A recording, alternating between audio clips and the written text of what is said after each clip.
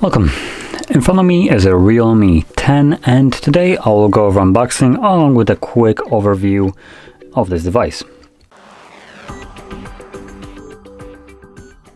So let's get straight to it.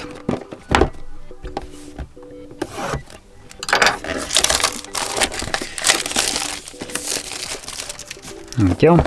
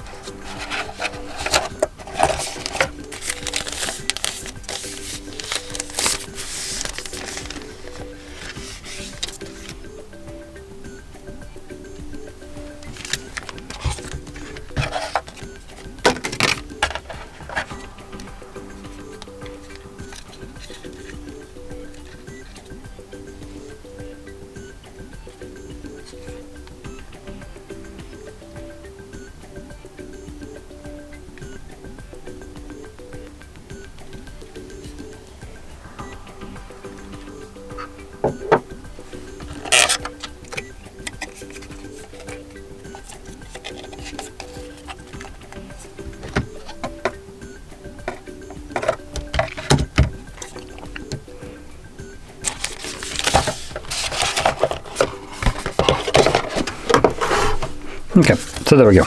That's all we got in the box. Now to quickly go over what we get a Type A to Type C charging cable.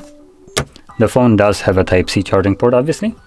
We have a really decent charger that charges our phone at 33 watts, and that should provide pretty decent juice. And we do have a case. It has this brownish tint to it, which I kind of wonder how it will look like with this super colorful back. Let's just kind of pop it on. There we go. So it kind of takes away from it. I would say it's not as visible as it is without it, obviously. Probably clear one would have been better for this stylistic design of the back, but still, I'm not really complaining here. The inclusion of a case, in general, I look at it as a positive thing, so I'm still thankful that they decided to add one in. Now, when I turn it on, you will be able to obviously see the display, so just turn it on. And with that in mind, I'm going to quickly go over the display settings, display specs more like. So this is a 6.4 inch display, 1080p by 2400 pixels, Super AMOLED display with a 90 Hz refresh rate and a peak brightness of 1000 nits. Now it has 84.4% screen to body ratio and 411 pixels per inch. So in general, this display is pretty nice.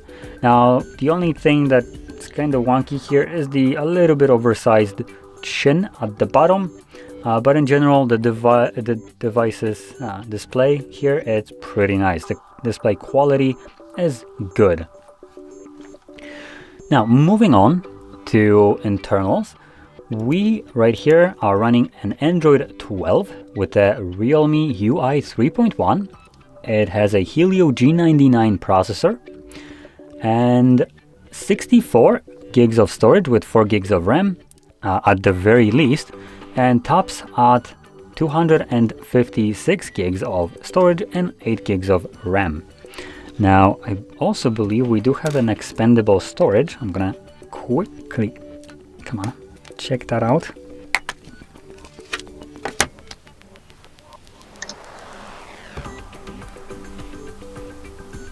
Oh, there it is.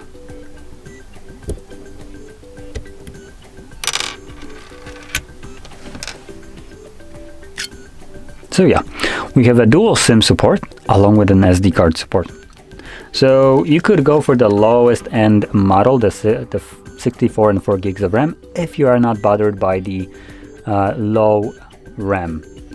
Because 4 gigs of RAM on an Android 12, I would feel like it's a little bit on the low side.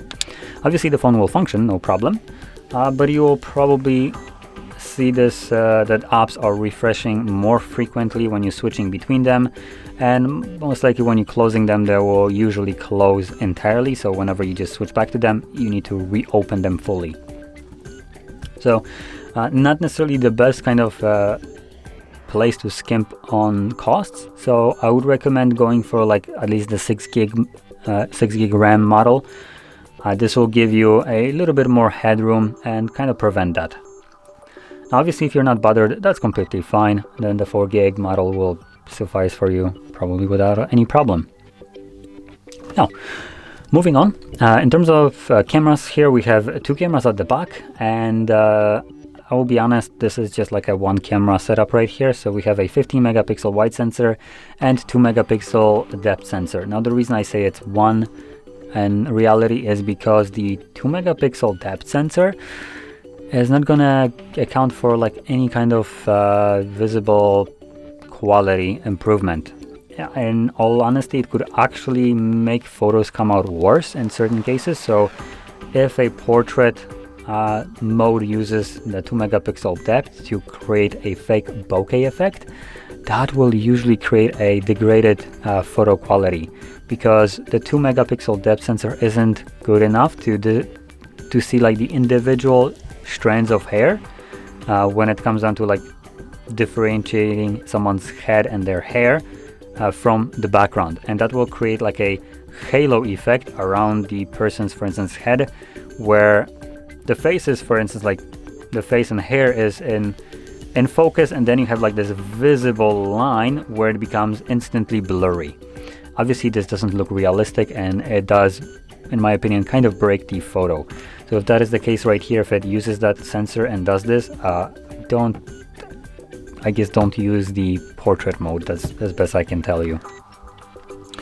Now, moving on to the last portion, we have a 5,000 milliamp hour battery, and like I mentioned before, a 33 watt charger. So there we go. Now, it's advertised that it charges your device halfway in 28 minutes with this charger. Now, the phone comes at about 230 euros. And for this price, I have to say that this is a pretty nice package. We have a really good display right here. The Helio G99 should be adequate enough. We have a decent battery. Plethora of choices in terms of storage and RAM, along with expandable storage, so that's also nice. And yeah, it's in general a pretty good, well-rounded device. It's not gonna win any kind of awards in terms of speeds and power, but it's in general pretty good and should work for majority of you without much of a problem, especially if you're looking for like a budget device, because this is at a high end of budget phones, or it could be considered maybe a low end of mid-range, depending on how you want to look at it. It's above 200 euros. However you look at that, if it's mid or budget, that's completely up to you.